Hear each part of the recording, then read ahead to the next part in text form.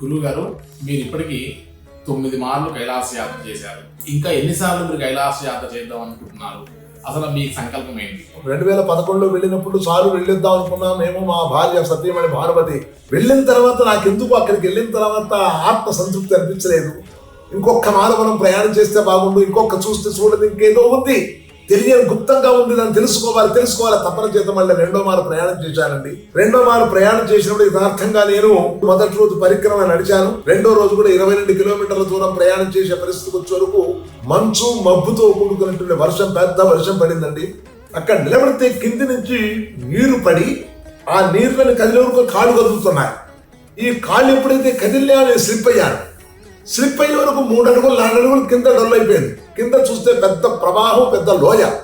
అమ్మాయి ఈ జన్మ అయిపోయింది, నా జన్మ అని చెప్పేసి నా జన్మ ఇక్కడికి ఎండింగ్ అయింది, భగవంతుడు ఇచ్చాడని హత్య అయిపోయింది అనుకున్నాను.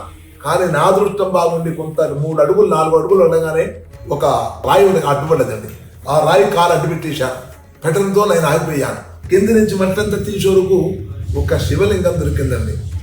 ఎప్పుడైతే నాకు శివలింగం దొరికిందో దాన్ని చూసే వరకు పరమానందమైన ఆ లింగం దొరకడం నాకు పునర్జన్మ వచ్చినట్టే నాకు శక్తి వచ్చింది. అప్పుడు సంకల్పం చేశాను, ఓ భగవంతుడా, క్షణిక కాలంలో నీ రూపమే నాకు ప్రత్యక్షమైంది. నా జీవితంలో 11 సార్లు నీ దర్శనం చేసుకొని నీ భాగ్యాన్ని నేను పొందాలి, ఎట్టి పరిస్థితుల్లో అనుకుని దృఢ సంకల్పం చేసుకొని